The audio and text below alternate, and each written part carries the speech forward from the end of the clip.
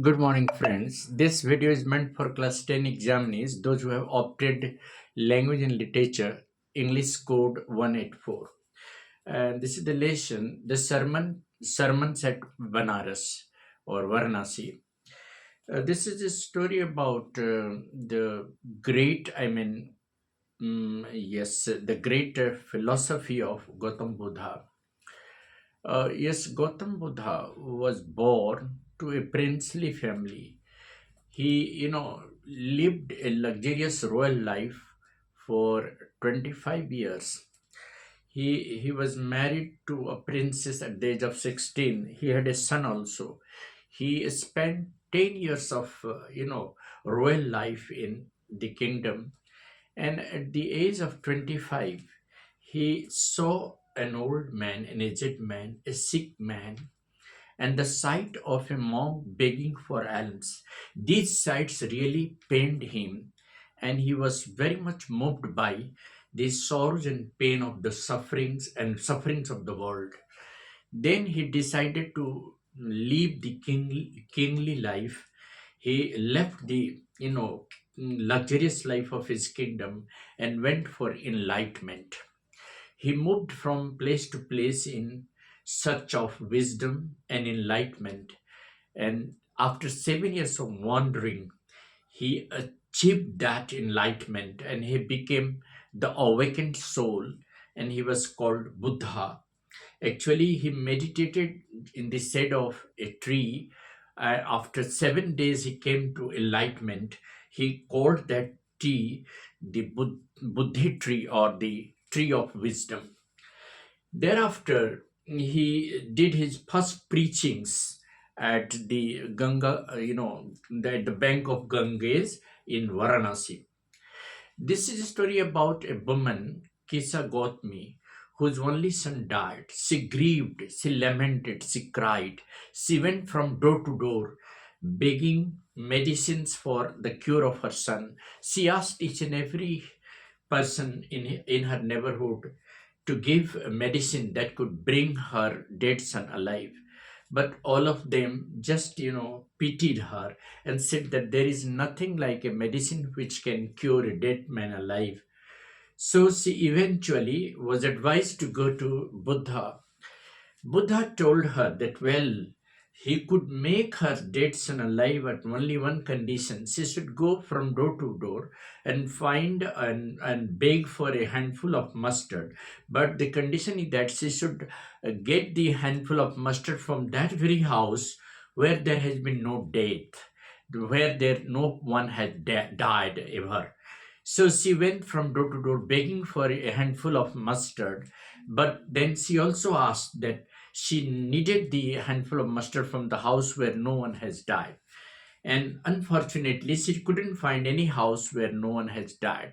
So she eventually understood the lessons that Buddha wanted to teach her. Buddha wanted to teach her to understand that all mortals are destined to die. Death and decay are natural processes.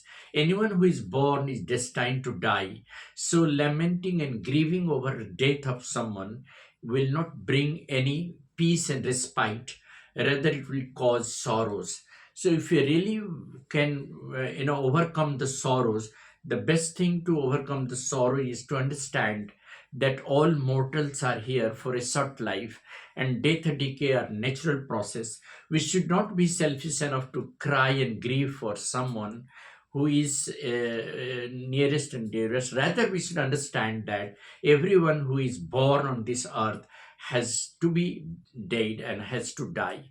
So the preachings of Buddha really was understood by Kisa Gautami, and she could understand that she had gone selfish and was grieving over her dead son, but she could realize the eternity of life, and that every mortal being is destined to die. And that is how she could understand that the preachings of Buddha could enlighten her mind and enlighten everyone's mind, that the life is full of sufferings and pain. The sight of an old man, a sick man, and and that of a monk begging for alms made Buddha so grieved that he completely got disassociated with this luxury of life and decided to search enlightenment. He didn't want to live the life which is full of sufferings and pain. He wanted to get rid of that sufferings and pain.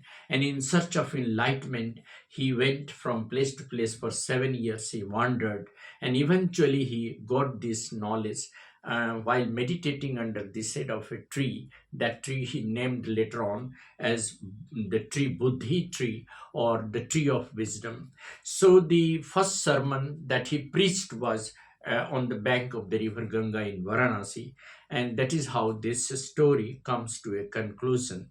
And the theme of this story is that all human beings, all mortals are destined to die, and this life is nothing but full of sufferings and pain, and the anxieties on life and death can make us grieved. So if we really want to overcome the grief of life, we should understand that we all human beings are born to die, and the sufferings and pain are the, you know we can say that these are the part of the life, and we should not grieve on this transitory and short-lived life.